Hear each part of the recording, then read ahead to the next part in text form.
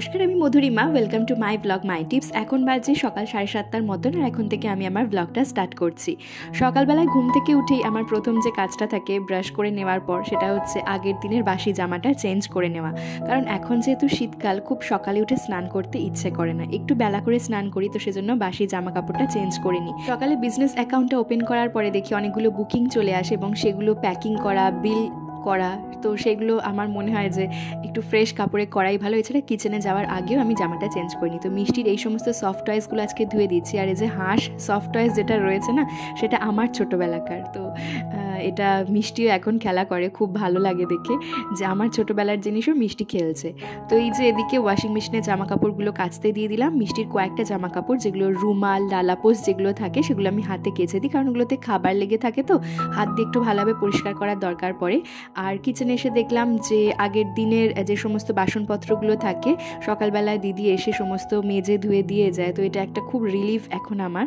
অন্যান্য কাজগুলোতে যেরকম আমাদেরকে সময় দিতে হবে, বেশিরভাগটা সময় যে সমস্ত কাজ দিতে হবে নিজেদের গ্রোয়িংয়ের জন্য এবং মিষ্টির কে টাইম দেওয়া, তো তার জন্য আমাকে কিছু কাজ ছাড়তে হবে, যেরকম এই বাসন ধোয়া, তারপর ওয়াশিং মেশিন জামা কাপড় কেচে দিয়ে হেল্প করে দিচ্ছে। আর এখানে আজকে গাজর, বিট আর কাঁচা হলুদের জুস বানানো হবে। তো সেটা হাজব্যান্ড বললো আমি করছি, তুমি মিষ্টিকে খাওয়াতে থাকো। তো আমি মিষ্টিকে ওদিকে ব্রেকফাস্ট করাচ্ছিলাম আর হাজব্যান্ড এদিকে তৈরি করে নিয়েছে। আর মিষ্টি দেখতেই পাচ্ছেন এখন তার আগে, ব্রেকফাস্টের আগে এই যে রাস্তায় নেমে এখন একটু খেলাধুলা করে নিচ্ছে। মিষ্টি এইভাবে ছোটাছুটি খেলাধুলা করতে না ভীষণ ভালোবাসে, মানে যতক্ষণ না ও ক্লান্ত হচ্ছে ততক্ষণ ও খেলাধুলা করতে থাকবে। তো যাই হোক, ও একটু খেলাধুলা করে নিক। আর ওদিকে আমার ব্রেকফাস্টও রেডি হয়ে গেছে, আমি ওর জন্য ওয়েট করছি। তো কি করা যাবে, একটু খাবারটা ঠান্ডা হয়ে যাক, তারপর খেয়ে নেবে। আর এদিকে হাজব্যান্ড এই জুসটা তৈরি করছে। আর এটা না স্কিনের জন্য ভীষণ ভালো, স্কিন গ্লো করবে এবং তার সাথে সাথে স্কিন ক্লিয়ার থাকবে।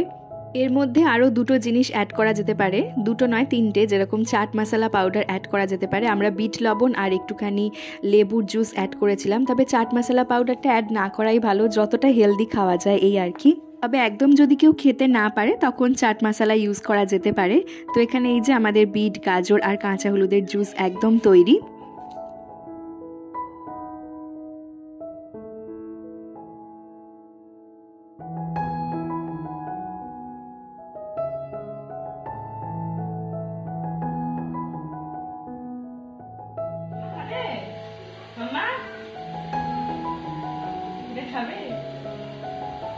রেড জুস শেষ না, ভালো আছে।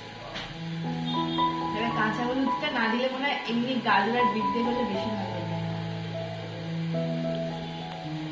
এমনি ভালো আছে।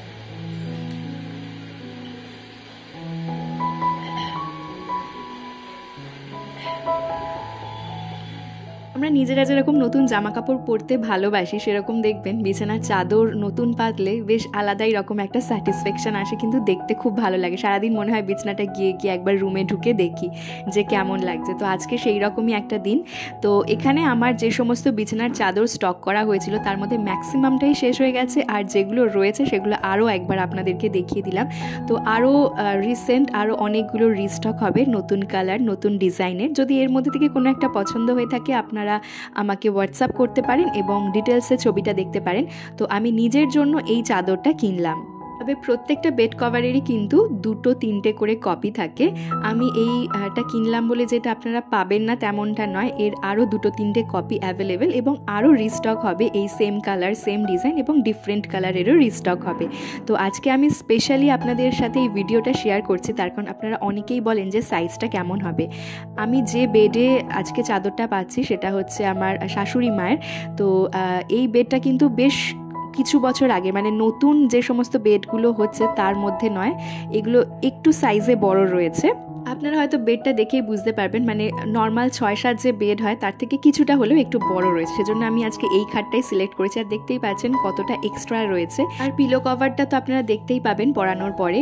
তো সেটাই আর কি, আপনাদেরকে আমি সবসময় যেটা বলি, আমি সবসময় আমার বিজনেসে কয়েকটা জিনিস মেনটেন করার চেষ্টা করি। এমন জিনিসগুলো আনি যেগুলো আমি নিজে ব্যবহার করতে পারবো, আমার নিজের পছন্দের, এবং তার সাথে সাথে রেঞ্জটাও যাতে খুব হাই না হয়ে যায়। তো এই যে আজকে আমার বিছানায় একটা নতুন বেড কভার পাতলাম, আর ভীষণ ভালো লাগছে নতুন বেড কভার পাতার পরে। তো চলুন ব্লগটা এগিয়ে নিয়ে যাওয়া যায়। জল খুব ঠান্ডা, দু হাতে দুটো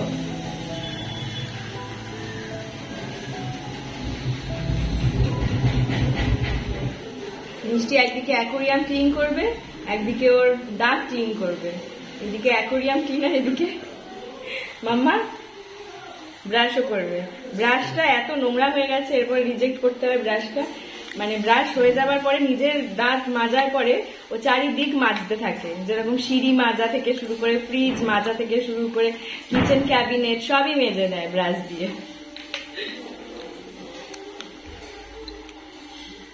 না চল এবার ব্রেকফাস্ট করে নি। ওরে ওরে ওরে আস্তে আস্তে।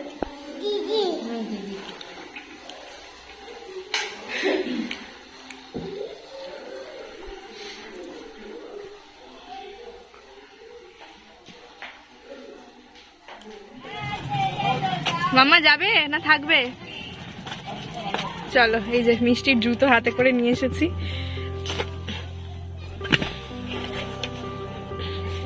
আগে ঢুকে যাও, নাকি আমি যাবো আগে? আসো আসো মা। হ্যাঁ, আর শীতকালে বেশি পরিশ্রমও করা যায়। শীতকালে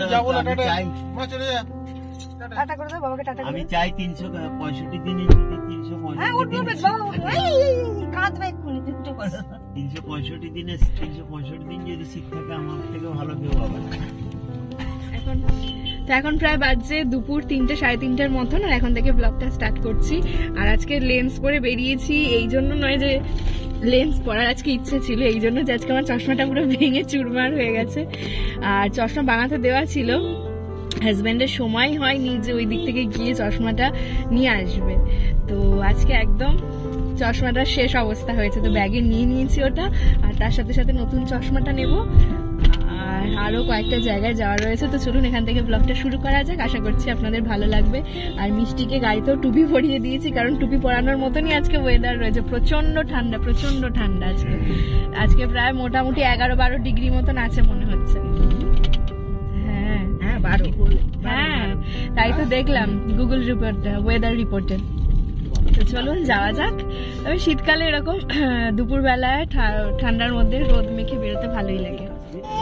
কি হচ্ছে মাম্মা? এটা সব জিনিসপত্র বের করেছে, ডায়াপার থেকে শুরু করে সোয়েটার সব বের করেছে।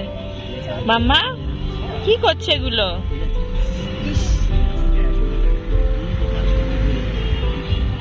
মিষ্টি কি হচ্ছে এগুলো? তুমি সব বের করছো কেন বলো? এখানে চলে এসেছি, আর কত গাড়ি রাখা এখানে। দেখো পছন্দ হয় বাবা দেখ,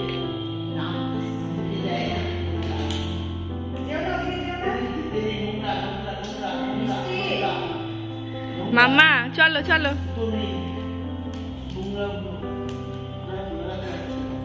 আর একটা মোজা আনা হয়েছে না ওর? জুতো নেই? জুতো আছে। আসো মাম্মা, চলো ওকে কোলে নিয়ে নাও। হ্যাঁ হ্যাঁ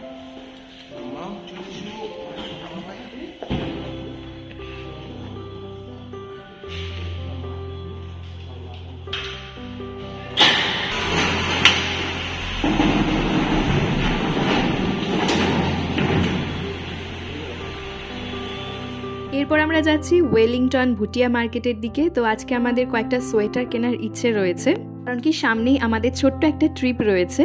তো সেটা নিয়ে আমি প্রচণ্ড এক্সাইটেড। খুব কাছাকাছি যাব, কিন্তু জার্নিটা হবে খুব সুন্দর। এবং তার সাথে সাথে মে মাসে আমাদের একটা প্ল্যানিং রয়েছে যাওয়ার, তো সেই জন্যই। মিষ্টি, তো এই যে আমরা চলে এসেছি, এটা হচ্ছে ভুটিয়া মার্কেট। প্রচুর দোকান রয়েছে, তো সামনে আমাদের একটা ঘুরতে যাওয়ার কথা রয়েছে, তো সেই জন্য একটু দেখবো বলে চলে এলাম। তো চলুন দেখা যাক কিরকম কি প্রাইস রয়েছে, আর আপনাদের সাথেও শেয়ার করি। না ভালো লাগছে না,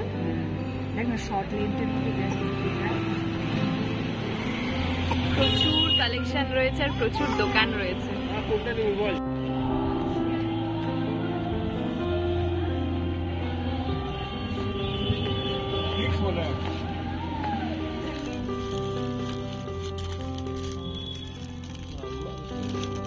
তো এখান থেকে বেশ কয়েকটা সোয়েটার আমরা কালেক্ট করলাম এবং তার সাথে সাথে এর আগেও কয়েকটা সোয়েটার কালেক্ট করেছি। তো সেগুলো এখন ব্লগে দেখাচ্ছি না, আপনাদের সঙ্গে শেয়ার করব যখন আমরা ঘুরতে যাব। এরপর সোজা আমরা চলে এলাম টবিন রোডে। এই চশমার দোকানে আমি সবসময় চশমা বানাতে দিই, লেন্স বানাতে দিই, তো ভীষণ ভালো বানায়। তো এখানে আমার আরও একটা এক্সট্রা চশমা বানানো হয়ে গেল। মামা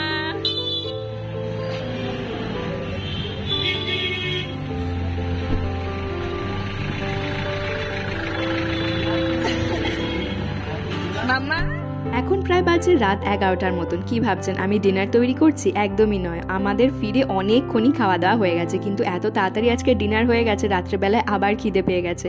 তো সেজন্য অল্প একটু নুডলস ছিল, তো ভাবলাম যে একটুখানি করা যাক। আর হাজব্যান্ডও আজকে মোটামুটি তাড়াতাড়ি চলে এসেছে। ওখান থেকে আসার পরে হাজব্যান্ডের খুব তাড়াহুড়ো ছিল, ও বেরিয়ে গিয়েছিল আর ডিনার করেই বেরিয়েছিল। তো সেজন্য আমাদের দুজনেরই খিদে পেয়ে গেছে।